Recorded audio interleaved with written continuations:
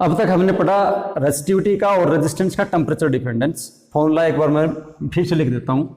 हमारे पास रेजिस्टेंस का फॉर्मूला आया R is equal to ml divided by NE square A2, ठीक है। और रेजिस्टिविटी रो होती है वो होती है RA डिवाइडेड बाई L। तो A को मैं इधर ले जाऊंगा, L को इधर लेके आऊंगा, तो हमारे पास क्या बच जाएगा m divide by NE square A2। यहां से हम क्या देखते हैं कि जो R और रो जो होता है वो इनवर्सली प्रोपोर्शनल टू किसके है, रिलैक्सेशन टाइम के है। ये हमने पढ़ा है अब तक।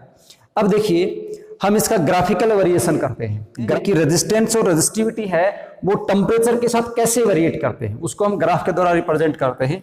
तो हम एक पहला जो जो मटेरियल लेते हैं वो कंडक्टर्स का ले लेते हैं। कंडक्टर्स के लिए तो ऐसे मिलता है हमें, ये टेम्परेचर हो गया, ये रेजिस्टेंस और रेसिस्टिविटी दोनों का कॉमन हो जाएगा। लाइक कॉपर, ये ग्राफ ऐसे करके ऐसे चलता है, यानी जैसे जैसे आप टेम्परेचर इंक्रीज करोगे तो इनका रेजिस्टेंस इंक्रीज होता चला जाता है। सेकंड एग्जांपल हम लेते हैं सेमीकंडक्टर का। सेमीकंडक्टर में आपको क्या बताया था, सेमीकंडक्टर में आपको ये बताया था कि जो रेजिस्टेंस और रेसिस्टिविटी होता है वो क्या होता है, डायरेक्टली प्रोपोर्शनल टू नहीं, इनवर्सली प्रोपोर्शनल टू टेम्परेचर होता है। किसके होता है, inversely proportional to temperature. Temperature बढ़ाओगे तो रेजिस्टेंस और रेसिस्टिविटी इनका घटेगा। तो इसका ग्राफ आएगा इस प्रकार से, यहां से ये होगा टेम्परेचर, ये रेजिस्टेंस और रेसिस्टिविटी, इसका ग्राफ बनेगा ऐसे, इस शेप में बनेगा।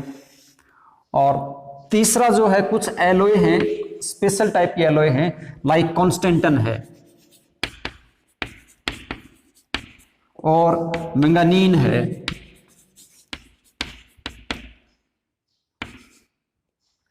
इसका अगर आप ग्राफ बनाओगे तो वैसे बनेगा, ये टेम्परेचर हो गया, ये रेजिस्टेंस और रेसिस्टिविटी आ जाएगी, इसका ग्राफ है ऐसे, एक स्ट्रेट लाइन आता है, ऑलमोस्ट स्ट्रेट लाइन आता है। तो इससे ये ग्राफ रिप्रेजेंट करता है कि टेम्परेचर के साथ इनके रेजिस्टेंस और रेजिस्टिविटी के ऊपर कोई फर्क नहीं पड़ रहा है। ध्यान दीजिएगा, टेम्परेचर के साथ जो कांस्टेंट और मैंगानीन है इनके रेजिस्टेंस और रेसिस्टिविटी पे कोई फर्क नहीं पड़ रहा है। इसलिए ये जो मटेरियल्स हैं इनका यूज हम करते हैं स्टैंडर्ड रजिस्टर बनाने में। स्टैंडर्ड,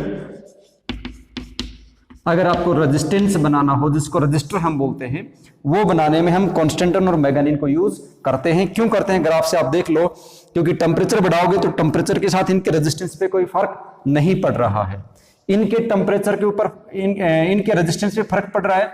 इसका ग्राफ वैसे तो एक ऐसे होता बनाओगे तो, क्योंकि आपने क्या बोला था कि डायरेक्टली होता है, इनका आर डायरेक्टली प्रोपोर्शनल टू क्या होता है, टी होता है, R directly proportional to T. तो उसका ग्राफ आप सोच रहे हो डायरेक्टली का ग्राफ तो लगभग इस प्रकार से एक स्ट्रेट लाइन बनना चाहिए था। बट एक्चुअली क्या होता है कि जैसे जैसे आप टेम्परेचर बढ़ाते हो तो रेजिस्टेंस बढ़ता है, तो उसमें ये वेरिएशन आता है और उसके कारण ये ग्राफ ये शेप ले लेता है। ये एक्सपेरिमेंटली वेरीफाइड है। तो ये तीन प्रकार से हम मटेरियल हैं और तीनों प्रकार का ग्राफ बनाते हैं ऐसे। इसमें से आप ये सबसे ज्यादा इंपॉर्टेंस में रखता है आपके पास, यहां से आपसे पास क्वेश्चन भी पूछेगा कि हमारे पास जो रेजिस्टेंस होते हैं या रजिस्टर्स होते हैं, स्टैंडर्ड जो रजिस्टर होते हैं या स्टैंडर्ड रेजिस्टेंस होते हैं, वो कांस्टेंटन और मैंगानीन का ही क्यों बनाया जाता है। तो आप क्या बोलोगे, क्योंकि इनका जो रेजिस्टेंस और रेजिस्टिविटी होता है वो टेम्परेचर के साथ चेंज नहीं होता है। हम इसको ऐसे भी समझ सकते हैं कि हमने एक टेम्परेचर कोफिशिएंट का फॉर्मूला लिखा था। टेम्परेचर कोफिशिएंट, जैसे R का फॉर्मूला मैं लिखता हूं, R इज इक्वल टू लिखा था R0 इंटू 1 प्लस अल्फा और डेल्टा टी। और अगर रेजिस्टिविटी का लिखते हैं तो रो इज इक्वल टू रो0 into 1 plus alpha delta T. ठीक है, यहां से जब अल्फा हमने निकाला तो वो हमारे पास आया था R minus R0 divided by R0 delta T. ये हमारे पास टेम्परेचर कोफिशिएंट हो गया। क्या हो गया, टेम्परेचर कोफिशिएंट। टेम्परेचर कोफिशिएंट आप यहां से इस मटेरियल का देखिए, इसका देखिए और इसका देखिए। अगर मैं अल्फा की बात करूं कंडक्टर्स के लिए,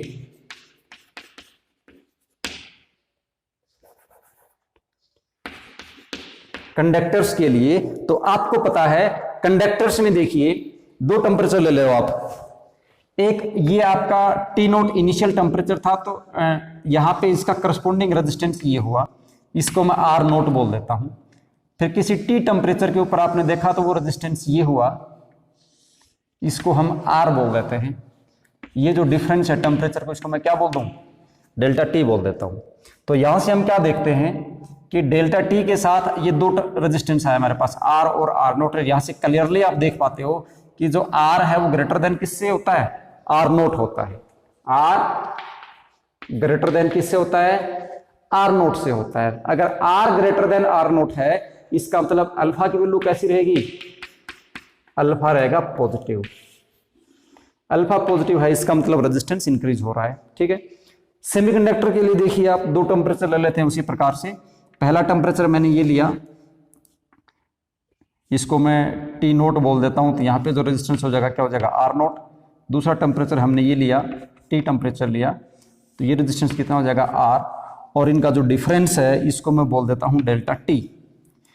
यहां इस ग्राफ से आप क्लियरली देख पाते हो कि जो इनिशियल रेजिस्टेंस था वो फाइनल रेजिस्टेंस से कम होता है सेमीकंडक्टर्स के अंदर। तो सेमीकंडक्टर्स के लिए हम क्या लिखेंगे, फॉर सेमीकंडक्टर्स आर जो होता है वो लेस देन आर नोट होता है, R less than R naught होता है।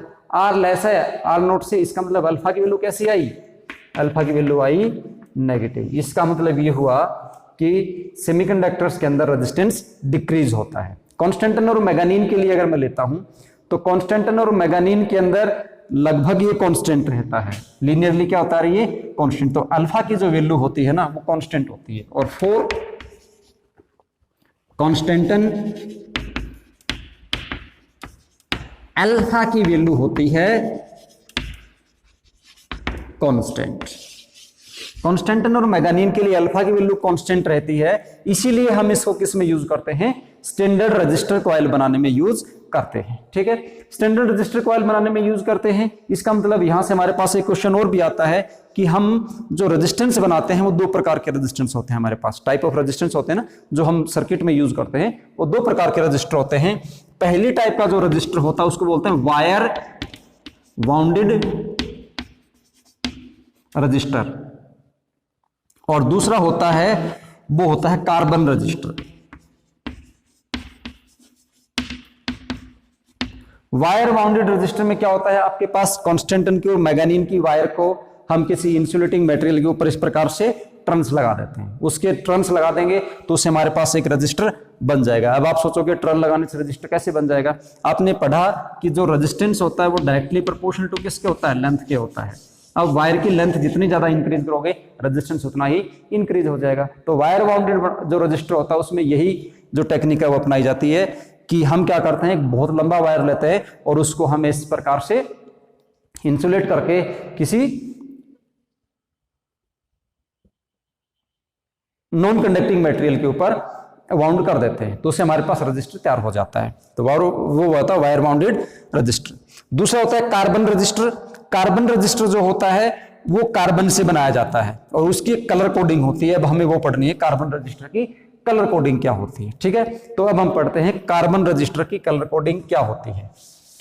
तो पहले आप ये ध्यान रख लें कि हमारे पास दो प्रकार के रजिस्टर होते हैं, एक होता है वायर बाउंडेड रजिस्टर और दूसरा क्या होता है, कार्बन रजिस्टर। ये वायर बाउंडेड, तो दो रजिस्टर हो गए, wire bounded and carbon register.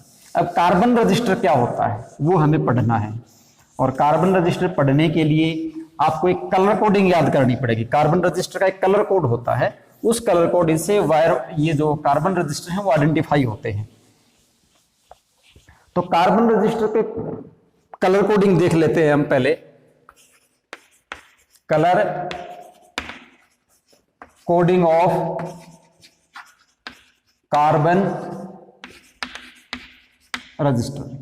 Carbon register की क्या कलर कोडिंग होती है, तो ये तो क्या हमारे पास सीरियल नंबर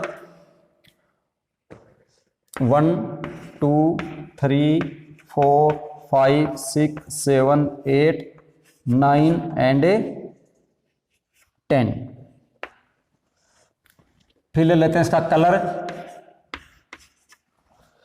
फिर ले लेते हैं नंबर और फिर मल्टीप्लाई।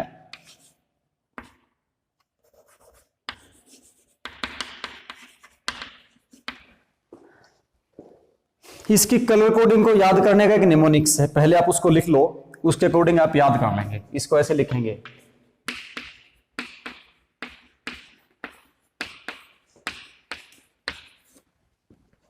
इसको हम ऐसे लिख के चलते हैं, बीबी रोए, बीबी रोए नाम मान लो किसी का, जी से ग्रेट बोल देंगे हम, बी से ब्रिटानिया बोल देंगे, वी से वेरी बोल देंगे, जी से गुड बोल देंगे और डब्ल्यू से वाइफ बोल देंगे। तो इस प्रकार से आपको एक लाइन याद हो जाएगी, बीबी रोए great Britannia very good wife, बीबी रोए great Britannia very good wife. अच्छे से याद कर लो इसको, बीबी रोए great Britannia very good wife. अब इसको लिख लो इस प्रकार से, यहां पे ये हमने क्या लिखा, B R O Y great Britannia very good wife, ये लिखे। अब इन सभी का मतलब समझिए, बी का मतलब होता है black, brown, red, orange, yellow, green, blue, violet, grey और लास्ट में हो गया व्हाइट। ये कलर होते हैं, black, brown, red, orange, yellow, green, blue, violet, orange and white. इनका जो नंबर होता है, ब्लैक का नंबर होता है 0, ब्राउन का 1 2 3 4 5 6 7 8 एंड 9 तक इनके नंबर की कोडिंग की गई है। मल्टीप्लायर का मतलब होगा, ब्लैक का मल्टीप्लायर है 10⁻0, इसका है 10⁻1, इसका मल्टीप्लायर है 10⁻2, इसका मल्टीप्लायर है 10⁻3, 4 वाले का मल्टीप्लायर है 10⁻4, फिर 10⁻5, 10⁻6, 7 8 और 10⁻9 इसका मल्टीप्लायर है। हमारे पास 2 कलर और होते हैं, एक होता है गोल्ड, एक सिल्वर और एक तीसरा होता है नो कलर। ये टॉलरेंस लिमिट होती है, टॉलरेंस लिमिट बोलेंगे इसको हम। टॉलरेंस लिमिट का मतलब ये है कि कोई जो रजिस्टर है, कार्बन का रजिस्टर, वो गिवन रेजिस्टेंस से कम कितना दिखा सकता है और ज्यादा कितना दिखा सकता है। तो गोल्ड की होती है ±5%, सिल्वर की होती है ±10% और नो कलर की होती है ±20%। इस प्रकार से हम क्या करते हैं, कलर कोडिंग करते हैं कार्बन रजिस्टर की। इसको अच्छे से याद करते हैं, black, brown, red, orange, yellow, green, blue, violet, grey and white. Number हो गए 0 1 2 3 4 5 to 9 और ये इसके मल्टीप्लायर्स हो गए। अब ध्यान रखना, कोई भी जो कार्बन रजिस्टर होता है, डायग्राम में आप कार्बन रजिस्टर देख भी पा रहे हो कैसा होता है। ये जो कार्बन रजिस्टर है, इसके अंदर 4 कलर होते हैं, 1 2 3 और 4th कलर थोड़ा सा दूर होता है। 4 स्ट्रिप होते हैं इसके अंदर, 1 2 3 एंड 4। यहां से जो फर्स्ट स्ट्रिप है, ये रिप्रेजेंट करेगा किसको, नंबर को, नंबर को रिप्रेजेंट करेगा। पहला किसको रिप्रेजेंट करेगा, नंबर को रिप्रेजेंट करेगा। सेकंड है वो भी नंबर को रिप्रेजेंट करेगा और थर्ड है वो मल्टीप्लायर को रिप्रेजेंट करेगा और फोर्थ है वो टॉलरेंस लिमिट को रिप्रेजेंट करेगा। ये 4 स्ट्रिप इसके अंदर होती हैं। वैसे तो ये 5 स्ट्रिप के भी होते हैं, लेकिन हमारे सिलेबस में 4 के हैं तो हम 4 का डिस्कशन कर रहे हैं। 1 2 3 4, पहले जो 2 डिजिट हैं, या आप कह दो कि पहले 2 कलर हैं, पहला कलर और दूसरा कलर, वो नंबर रिप्रेजेंट करेंगे। तीसरा है वो मल्टीप्लायर रिप्रेजेंट करेगा। चौथा है वो टॉलरेंस करेगा। अगर चौथा नहीं है तो नहीं है का मतलब 20% हो जाएगा। एग्जाम्पल लेते हैं, आपसे कहा जाए एक कार्बन रजिस्टर का कलर कोडिंग है red, orange, green and gold. ये हमने कलर कोडिंग की रखी है। कलर कोडिंग पे carbon register is red, orange, green and gold. What is the resistance, उसका रेजिस्टेंस बताइए। तो देखो आप कैसे करोगे, पहले आप इसको ऐसे लिख लो, बीबी रोए ग्रेट बेटा ने वेरी गुड वाइफ, और फिर लिख लेंगे 0 1 2 3 4 5 6 7 8 एंड 9। रेड है 2 के ऊपर, तो पहला कलर पहले नंबर को रिप्रेजेंट करता है, तो रेड का नंबर हो गया 2। ऑरेंज है 3 पे, 3 इंटू। तीसरा होता है ग्रीन, नहीं जो तीसरा कलर दे रखा है ग्रीन, तो तीसरा रिप्रेजेंट करता है मल्टीप्लायर को, तो ग्रीन है 5 नंबर पे, तो इसका मल्टीप्लायर कितना हो जाएगा 10⁵ ओम। इतना रेजिस्टेंस हो गया। प्लस माइनस जो फोर्थ कलर है गोल्ड की टॉलरेंस आपके पास 5%, तो ये रेजिस्टेंस है वो इतना है। ये क्वेश्चन आपके पास आ गया, ठीक है। तो ऐसे कोई भी कलर आपको दे, ये टेक्निक यूज करके आप उसका रेजिस्टेंस इजीली लिख सकते हो। यहां पे एक बात और भी है, ऐसे भी पूछ सकता है आपसे अब कि मान लो आपको एक रेजिस्टेंस लिख दिया 2.3, उसी को लिखता हूं मैं 2.3 इंटू 10⁵ प्लस माइनस 5%। कलर बताओगे इससे, 2.3 इंटू 10⁵ प्लस माइनस 5%, इसके आप कलर कोडिंग बताओ। ध्यान से सोच लो आप जल्दी से और अपना आंसर लिख लो, ठीक है। लिख लिया आपने, अब मैं बताता हूं क्या होगा। 2 पॉइंट दे रखा है ना यहाँ पे हमारे, जो हमने ये नंबर सिस्टम लिखा था इसका, इसमें पॉइंट का कोई रोल नहीं था, कहीं पॉइंट नहीं था, तो यहां सबसे पहले आपको क्या करना पड़ेगा, ये जो पॉइंट है पॉइंट हटाना पड़ेगा। तो पॉइंट हटाओगे तो कितना हो जाएगा, 23 डिवाइड बाई 10 और इंटू 10⁵ प्लस माइनस कितना होगा 5%, तो ये आपके पास हो जाएगा 23 इंटू 10⁴ और प्लस माइनस 5%। अब 2 तो किसके लिए हो गया, रेड के लिए, तो एक तो आपके पास रेड कलर हो गया, 3 आपके पास ऑरेंज के लिए हो गया, और 10⁴ किसके लिए हो गया, येलो के लिए हो गया, और 5% क्या हो गया, गोल्ड हो गया। तो इस प्रकार से हम लिख देंगे इसको। तो ध्यान रखना जब कहीं डेसिमल वगैरह दे रखा हो तो ऐसा कर देंगे। अब यहां से एक स्पेशल बात और नोट करो, हमारे पास जैसे कलर कोडिंग में लिखा कि 4 कलर होते हैं, सपोज 4th कलर में हमने लिखा कि गोल्ड और सिल्वर होंगे। सपोज करो अगर कभी कभी आपके पास ये गोल्ड और सिल्वर अगर 3rd नंबर पे आ गए तो क्या करोगे आप, गोल्ड और सिल्वर अगर 3rd नंबर पे आ जाएं तो उसका जो गोल्ड का मल्टीप्लायर आप लोगे वो लोगे 10⁻⁻1 और सिल्वर का लोगे 10⁻²। फॉर एग्जाम्पल मान लीजिए आपके पास कलर कॉम्बिनेशन दे रखा है, कलर आपको दे दिया ऑरेंज, कलर क्या दे दिया, ऑरेंज दे दिया, येलो दे दिया, गोल्ड दे दिया और सिल्वर दे दिया। ये कलर दे दिया आपको और बोलता है इसके रेजिस्टेंस लिखो। इसका रेजिस्टेंस लिखो, कैसे लिखोगे, तो ऑरेंज कितने पे आता है 3, तो ऑरेंज को आपने लिखा 3। फिर येलो कितने पे है 4, तो इंटू 4, फिर मल्टीप्लायर लगेगा, गोल्ड है 3rd नंबर पे गोल्ड आ गया ना। अगर 3rd पे गोल्ड आता है तो मल्टीप्लायर लेंगे 10⁻⁻1 ओम, प्लस माइनस सिल्वर है तो सिल्वर का कितना हो जाएगा 10%। ठीक है, एक एग्जांपल और लेते हैं। आपसे ऐसे बोल दे ब्लैक, ब्राउन, ग्रीन और गोल्ड, इसका लिखो। तो देखो कैसे लिखोगे, ब्लैक का कितना हो गया 0, ब्राउन का कितना होता है 1, फिर ग्रीन है 10⁵ हो जाएगा, तो इंटू 10⁵ प्लस माइनस गोल्ड, तो गोल्ड का कितना होता है 5%। ठीक है, अब देखिए ये हो गया। अब इसका एक एग्जांपल और लेता हूं। मान लीजिए आपके पास ऐसे दे रखा हो 10 इंटू 10⁴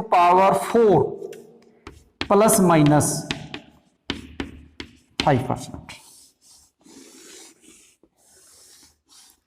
10 इंटू 10⁴ प्लस माइनस 5%। इस केस में आप क्या करोगे? क्या इस केस को मैं ऐसे लिख दूं?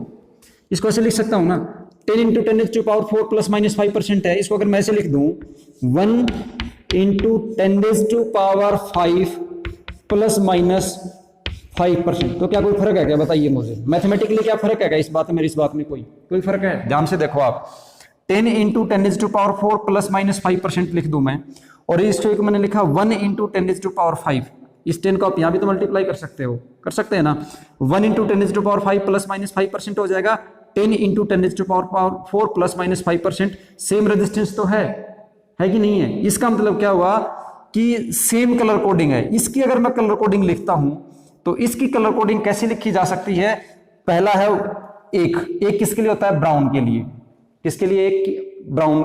एक है ब्राउन के लिए, तो ये तो हो गया ब्राउन। 0 किसके लिए है? ब्लैक के लिए। और 10⁴ किसके लिए है? 4 है हमारा येलो के लिए, तो ये हो गया येलो। और फिर क्या हो गया? गोल्ड। देखो वही रेजिस्टेंस है, 1 इंटू 10⁵ प्लस माइनस 5%। चाहे तो आप इसको ऐसे लिखो और चाहे आप इसको ऐसे लिखो, रेजिस्टेंस उतना ही बना कि नहीं बना। लेकिन इस एक रेजिस्टेंस के लिए अगर मैं ऐसे लिखता हूं तो कलर कोडिंग ये आती है, और ऐसे लिखता हूं तो कलर कोडिंग ये आती है। इसका मतलब ये हुआ कि जो एक सिंगल रेजिस्टेंस है उसकी 2 टाइप से कलर कोडिंग हो सकती है। तो ये दिमाग में फिक्स कर लो कि एक कलर कोडिंग का मतलब ये नहीं है कि वो फिक्स रेजिस्टेंस है, ठीक है। उतने ही रेजिस्टेंस के लिए आप कोई दूसरी कलर कोडिंग भी लिख सकते हो, ठीक है ना। आगे ना बात समझ में, क्या कि डिफरेंट कलर कोडिंग एक सिंगल रेजिस्टेंस को रिप्रेजेंट कर सकती है। तो उसके लिए जरूरी है कि आपको जो कलर कोडिंग का जो सिस्टम है वो अच्छे से याद हो। अगर ये याद है अच्छे से तो आप इसको इजीली कर सकते हो, ठीक है। तो यहां पे हमने अब तक क्या देखा कि हमारे पास 2 प्रकार के रजिस्टर होते हैं, एक वायर बाउंडेड होता है और एक कार्बन रजिस्टर होता है। वायर बाउंडेड वाला जो होता है कांस्टेंट मैग्नीन का बनाया जाता है, और कार्बन रजिस्टर जो होता है वो इस प्रकार से कलर कोडिंग करके हम उसके रेजिस्टेंस की जो वैल्यू है वो फाइंड आउट कर लेते हैं।